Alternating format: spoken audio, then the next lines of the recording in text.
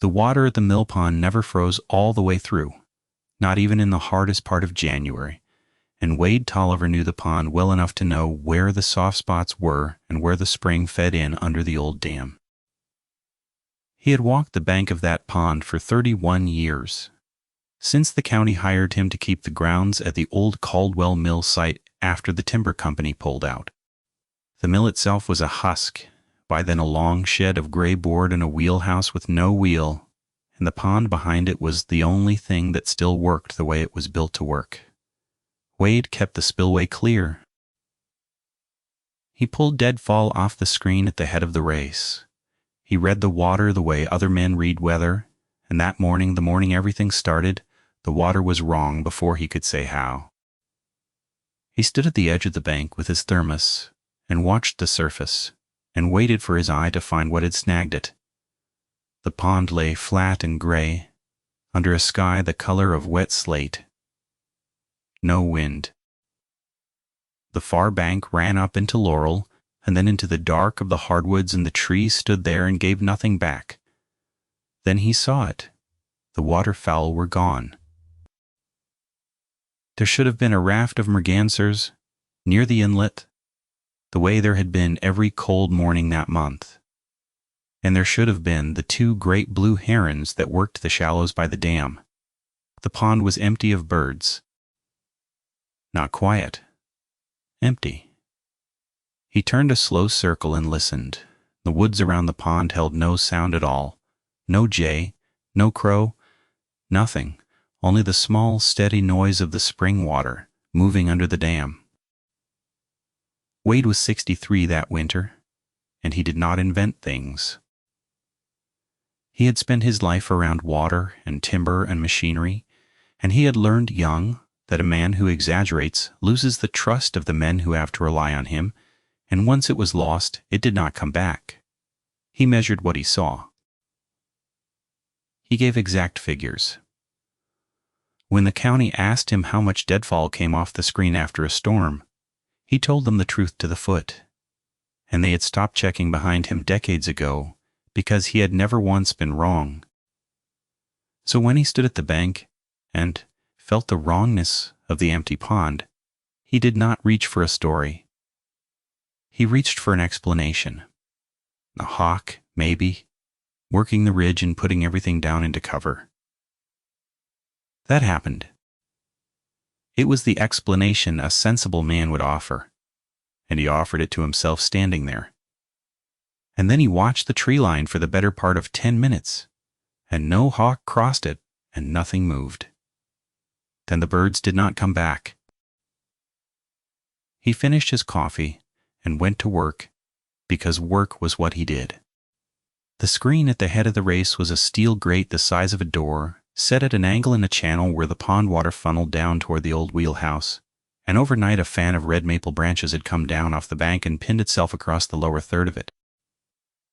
He set the thermos on the catwalk plank and knelt and pushed his sleeves up past the elbow and went into the water to his forearms, and the cold of it was a clean, honest pain.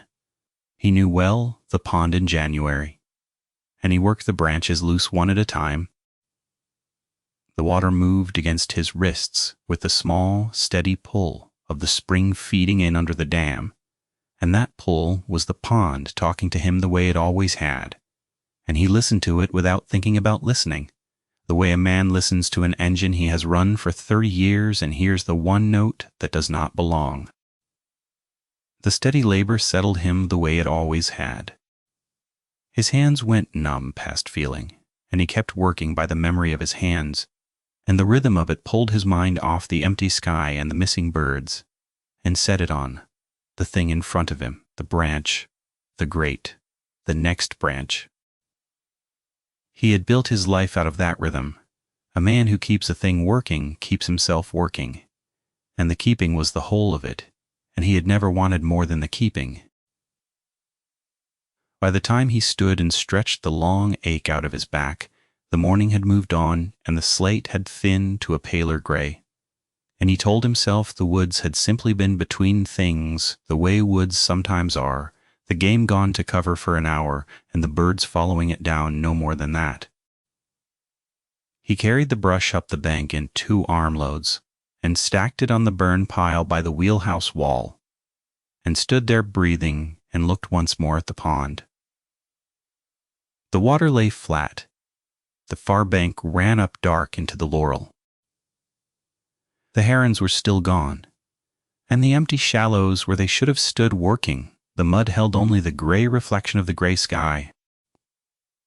He noted it the way he noted a low tire or a frayed strap, a thing logged in the back of the mind against the day it would matter. Something to watch, not yet something to worry about. He told himself that, and he believed about half of it, and the other half rode home with him in the cab and would not get out. His wife was named Carol Ann, and she had been married to him for 38 years, and she knew the difference between Wade quiet and Wade troubled, the way she knew the difference between rain coming and rain past. That evening, she set his plate down and looked at him across the table and said, "You're chewing on something." "Birds were off the pond this morning," he said. "All of them, herons too. Cold snap coming," she said. "They feel it before we do." Maybe. He ate for a while. The kitchen was warm and smelled of the cornbread she had made, and their granddaughter Lacey was asleep in the back room where she had been staying since her mother started the night shift at the hospital in Asheville. Lacey was 4. She slept with a stuffed rabbit, gone gray at the ears, and a nightlight shaped like a half moon, and the sound of her breathing through the monitor on the counter was the steadiest sound in the house. "Just don't like it when the pond goes still like that," Wade said. "Pond's never all the way still." "You've been watching that water longer than you've been watching me," Carol Ann said, and there was a smile in it. And he gave her one back because she had earned it. That was the last of the easy talk. He did not know it then. He only knew the cornbread was good, and the house was warm, and the child was breathing, and outside the window the dark had come down over the woods the way it came every night, and somewhere in it the pond lay flat, and the birds had not come back. The next morning the tracks were at the inlet. He found them in the soft black mud where the spring fed in the one stretch of bank that never quite firmed up, and at first he took them for bear. Western North Carolina had bear, plenty of it, and Wade had seen 1,000 bear tracks in his life and could age them and sex them and tell you which way the animal had been moving and whether it had been in a hurry. He crouched over these with the same easy confidence, and the confidence drained out of him slowly, the way water leaves a cracked basin. The track was wrong. It was the size of a bear's hind foot near enough, but it was narrow where a bear is broad, and it carried 4 long toes instead of 5. And the toes ended in points that had pressed deep and dragged forward, and there was no heel pad shaped the way a bear's heel is shaped. He set his own boot beside it for scale. His boot was a size 11. The track ran longer than his boot by 2 inches and better, and it sank deeper into the mud than his own weight sank, and he weighed 210 pounds. He did not photograph it first. He measured it first because measurement was the thing he trusted, and he kept a folding rule in his coat for gauging deadfall, and he laid it across the track and read the figures and said them out loud to nobody. 11¼ inches heel to the longest toe. 6½ across the spread. The stride when he stood and followed the line of them up the bank was the thing that stopped his breath. He paced it. The prints came one in front of the other, neat, a straight, clean line the way a fox walks or a man walks a fence rail, and the distance from one to the next was longer than his own full stride, and he was a tall man. Whatever had made them had not been running. It had been walking, unhurried, on 2 feet. Up the bank and into the laurel, and the line of it went straight at the dark of the trees. He stood at the edge of the laurel where the tracks went in, and he did not follow them. He told himself it was because the ground hardened past the mud and he would lose them anyway. And that was true, and it was not the reason. The reason was older than thought, and he felt it in the back of his neck, and he did not have a word for it, and he did not try to find one. He went back to the truck. He got the camera, the small county camera he used to document storm damage, and he came back and photographed the tracks from above, and from the side with the rule laid in for scale. And the photographs, when he looked at them that night, made the tracks look small and ordinary and harmless. And he could not have said why he hated it so much. He called the county that afternoon from the truck, the radio off and the heater ticking, and he got a young woman in the park's office who took his report the way you take a report. You have already decided is nothing. He heard the keyboard under her voice, the soft, steady clatter of a person filling boxes on a screen. She asked his name and he gave it, and she found him in the system, 31 years of him, and read something off that he could not hear, and said, "You're the groundskeeper out at the Caldwell site," he said he was. He told her about the tracks. He gave her the figures, 11 1/4 inches, 4 toes, the stride, and he heard the clatter slow as she tried to find the box those figures went in. And there was no box. And after a moment the clatter stopped altogether. "And you're thinking this is what?" she said. "A bear?" He said no. He said it was not a bear, that he had read 1,000 bear tracks, and this was not one, that it walked on 2 feet, and the toes were wrong, and the heel was wrong. There was a silence on the line. "Okay," she said, in the careful voice people use on the phone with a stranger who's just said something they cannot place.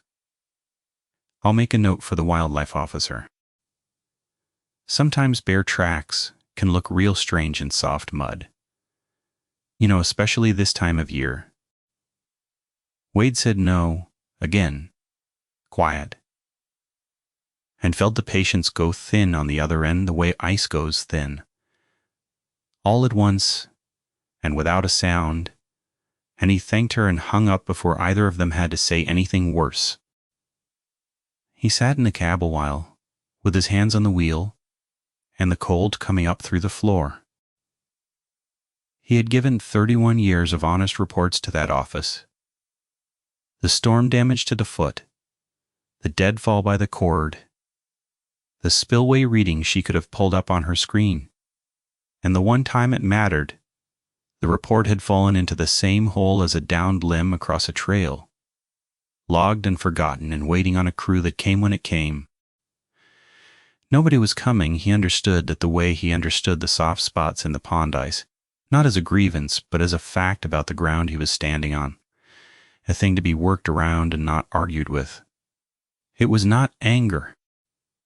Anger would have been easier and would have given him somewhere to put the feeling in his chest. This was just the shape of where he stood. He started the truck and let it warm and watched the pond through the windshield go gray and flat in the failing light, and then he drove up the rutted lane to the house, and the headlights swung across the tree line as he turned in, and for 1/2 second in the swing of them he thought the dark between 2 trunks held a shape. And then the light passed, and there was only the dark.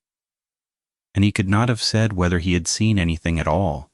That night the dog would not come in. The dog was a heeler mix named Banjo, 8 years old, Lacey's shadow and Wade's second set of ears, and Banjo had spent 8 winters sleeping in the warm kitchen by the stove and had never once asked to stay out. That night, the dog stood at the back door and would not cross the threshold. He stood with his weight low and his hackles up in a ridge from his shoulders to his tail, and he stared past the porch light into the dark toward the pond. And a sound came out of him that Wade had never heard from any dog, low and steady and continuous, not a bark, not a growl, but something underneath both. Wade stood behind him in the doorway and looked where the dog looked, and saw nothing but the porch light dying into the yard and the black shape of the woods past it. The dog would not move. Wade had to carry him in, 60 pounds of rigid animal. And when he set him down in the kitchen, the dog went straight to the back room where the child slept and lay down across the doorway of it, and stayed there all night, and would not be moved, and in the morning he was still there. Wade did not sleep much. He sat up in the front room with the lamp off and the rifle across his knees. A .30-30 he had carried for deer for 40 years, and he watched the yard through the window and saw nothing and heard nothing, and that was almost worse. Around 2 in the morning the spring peepers should have been silent for the cold, and they were, and that was right. But the woods themselves had a silence in them that was not the silence of cold. It was the silence of something large, standing still. He had felt that silence twice before in his life, both times with a bear close in the dark that he could not see, and both times the silence had broken when the bear moved off and the night came back to itself. It held all the way to the gray of dawn, and dawn came up over the pond, slow and colorless, and showed him an empty yard and an empty bank, and proved nothing at all. Carol Ann found him at the window. She did not say anything about the rifle. She stood beside his chair and put her hand on his shoulder and looked out at the same nothing he was looking at. And after a while she said, "Lacey asked why Banjo was guarding her door. What did you tell her that he wanted to keep her company?" Carol Ann's hand tightened on his shoulder. "Wade, what's out there?" "I don't know," he said, and it was the truth, and the truth sat between them, and neither of them tried to make it into anything smaller. "Something came up out of the pond 2 nights running, walked the bank. The dog knows it before I do." He set the rifle butt down by the chair. "I'm going to set the trail cam tonight." He had a trail camera, a strap-on unit he used to watch for the bears that came after the trash behind the wheelhouse, and that afternoon he carried it down to the inlet, with the strap looped over his shoulder and a roll of electrical tape in his coat pocket, and the rifle, for the first time in daylight, in the crook of his arm. He picked the big sycamore at the inlet because it stood square to the soft mud where the tracks came up, and its bark was smooth enough to seat the strap, and high enough to set the lens above the brush. He cinched the camera to the trunk at the height of his own chest and angled it down to cover the bank. And then he stepped out into the field of it and walked the line of its view twice, slow, watching the little light blink as the motion sensor found him, marking where the field began and where it ran out. He cleared the dead cane and the low laurel out of the frame with his knife so nothing would trip the sensor in the wind. He thumbed the cover off the battery well and checked the cells with his tongue, the old habit, the faint sour spark of a good charge. And they were good. And he seated them and clicked the cover home and set the unit to fire on motion and stepped back one more time to be sure of the angle. The whole time he worked, he kept his back to the open water and felt the back of his neck the way he had felt it at the laurel, a steady cold pressure, the certainty of being watched that no amount of turning around would put to rest, because every time he turned, there was only the flat gray pond and the dark woods past it, giving nothing back. The herons did not come. No bird crossed the water the whole hour he worked. When he had the camera set, he stood and looked across the pond at the tree line one last time, and the light was already going out of the sky behind the ridge, the early dark of January coming down fast, and he picked up the rifle and walked back up the bank to the house with the cold pressure on his neck the whole way, and did not let himself hurry, because hurrying would have meant admitting what the hurrying was for. The camera caught 3 frames that night. He pulled the card the next morning with his coffee going cold on the truck hood, and he scrolled them on the little screen, and the first frame was the mud in the bank, timestamp 2:47 in the morning, empty. The second frame, 11 seconds later, was not empty. There was a shape at the right edge of the field, low to the ground, and it was too close to the lens to hold focus. A wall of dark hair filling a third of the frame, and above it, where the frame cut off, 2 points of light. The eyes had thrown the infrared back. They sat high in the frame, higher than a bear's eyes would sit, higher than Wade's own eyes would have sat, and the spacing between them was wide. He held the rule up to the screen out of pure habit and then put it down, because the rule could not tell him what he needed to know. The third frame, 11 seconds after that, was the mud in the bank again empty, and the only thing changed was a single fresh track pressed into the soft black ground where nothing had been before. He sat in the cab and looked at the 3 frames for a long time. The thing in the second frame had come into the camera's field and stood there long enough to be caught and gone again in 22 seconds, and in that time it had taken 1 step, and the step had carried it out of the field, and the stride of that 1 step matched the stride he had paced up the bank. It had known the camera was there, he was almost sure of that, and he distrusted his own certainty, and he made himself say the rational thing out loud. The eyes were a deer's eyes catching the flash. The hair was a bear's shoulder. The high placement was a trick of the lens angle. He said, all of it and none of it held, and the not holding was a physical thing in his chest, because Wade Tolliver had spent his whole life building a system of explanation that worked, and the system had just failed in his hands, and a man does not watch his own competence fail and stay easy in his skin. He drove the card into town that morning and showed it to the wildlife officer in person rather than trust it to the phone. A decent man named Carl Pruitt, who had an office in the back of the county annex with a topo map of the district on the wall. Pruitt knew Wade by reputation, the man who never padded a report. And he took the camera and held it close and frowned at the little screen and thumbed slowly through the 3 frames in the bad fluorescent light. He looked at the first frame, the empty bank, a long time. He looked at the second frame longer. Wade watched his face and saw the moment the frown deepened, the moment Pruitt's eyes snagged on the same thing Wade's had snagged on. The high wide set of the 2 points of light. And then he watched Pruitt decide the way men decide to set that snag aside, because the alternative had no box to go in. Eyes are probably a deer, Pruitt said. Flash catches them green like that, throws them up bright. He tilted the screen. This dark mass here, that's hard to make out. Could be most anything close to the lens. He set the camera down on the desk between them, gentle the way you set down a thing you have decided not to argue about. I'll come take a look at your tracks if you want, Wade.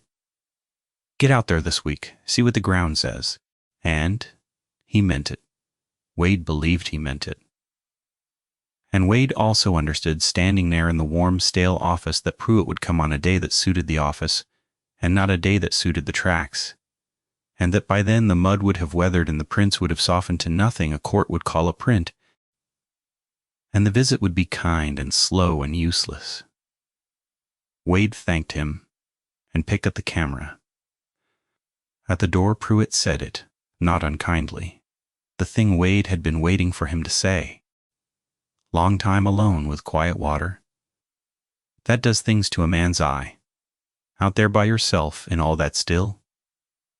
And quiet plays tricks. Wade did not argue.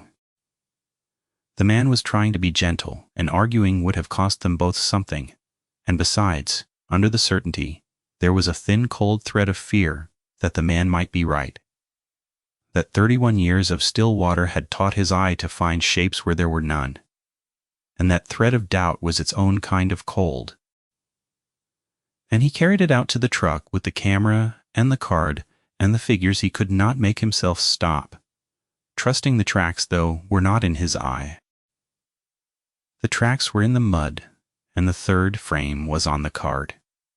And the dog lay across the child's door every night now and would not be moved. And these were not things a lonely man invented at the edge of still water. Wade held to the physical evidence the way he held to the folding rule. 11¼ inches, 6½ across. A stride longer than his own. Eyes set high and wide. He repeated the figures to himself, driving home through the long valley, with the river running gray on his left, and the figures were the only solid ground he had, and he stood on them, and they held him up. The fourth night, it came to the house.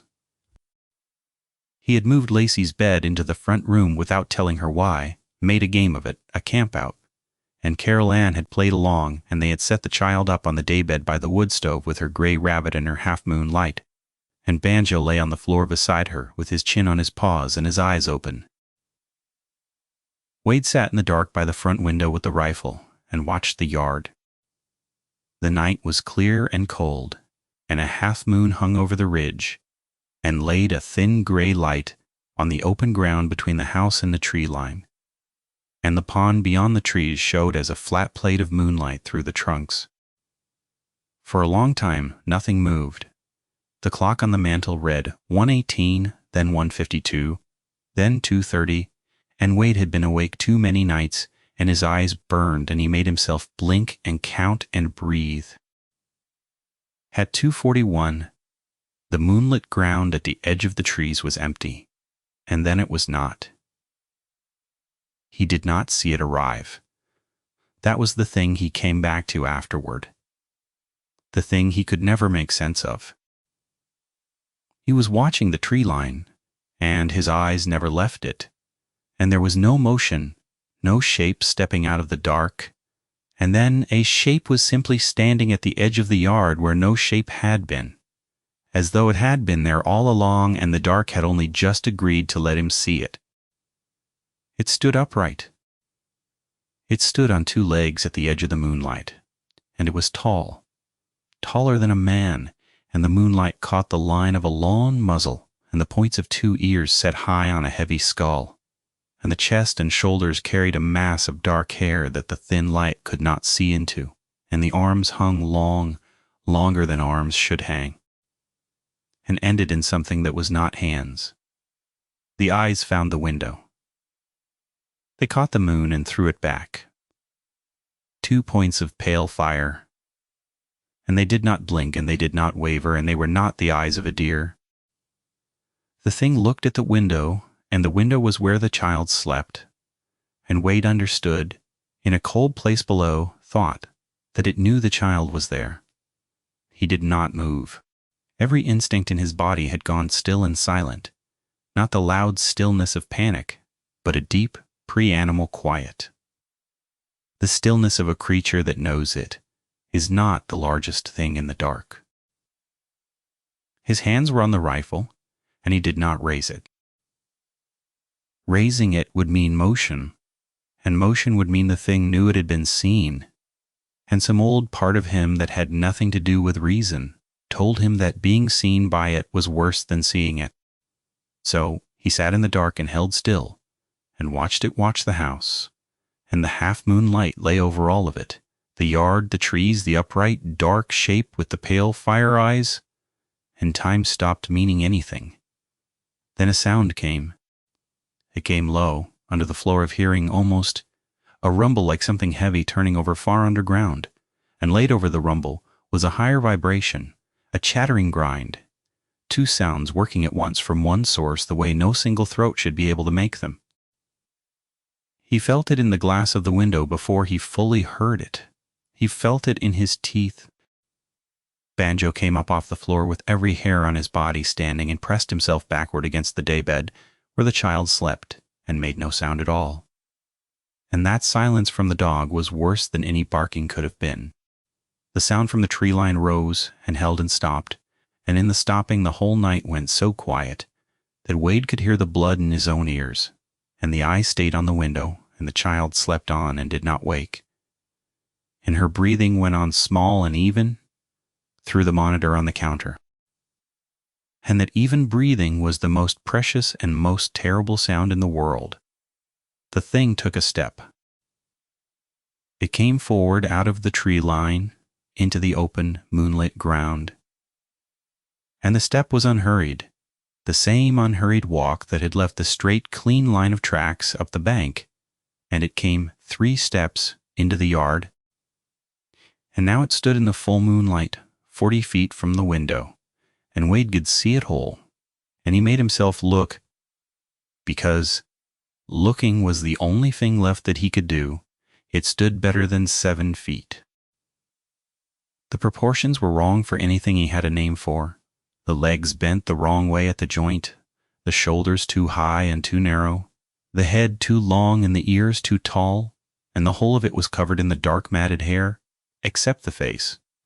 And the face Wade did not let himself fix on, because the face was the place where the wrongness lived, and he knew that if he fixed on it, he would lose the cold clarity that was keeping him alive in his chair. He kept his eyes on the center of its chest. He kept his hands on the rifle. He counted his own heartbeats and did not move. It looked at the window a while longer. Then it turned its head, slow, and looked toward the back of the house where the bedrooms were. The empty bedrooms now, where the child no longer slept, and Wade's heart went to ice because the thing had looked exactly there at the room where the child had slept the first 3 nights. It knew the layout. It had learned the house across 4 nights, learned which window, which room, and it had come tonight to the room it had learned. And the only reason its pale eyes were not fixed on the sleeping child right now was that Wade had moved her on a feeling he could not have explained to Pruitt or to the county or to anyone. The understanding of that came down on him all at once, and it did not feel like fear. It felt like certainty. It felt like the cold, clean knowledge of exactly what he was dealing with, and exactly what it wanted, and exactly how little stood between it and the thing it wanted. He raised the rifle. He did it slow, with no sudden motion, bringing the barrel up to the sill and laying it across the wood. And he did not aim it at the thing, and he did not intend to fire it into the dark with a child 8 feet behind him, and the round liable to do nothing but tell the thing it had been challenged. He raised it so that the shape of it would show in the window, so that the thing in the yard would see the long, hard line of it, and read it the way an animal reads a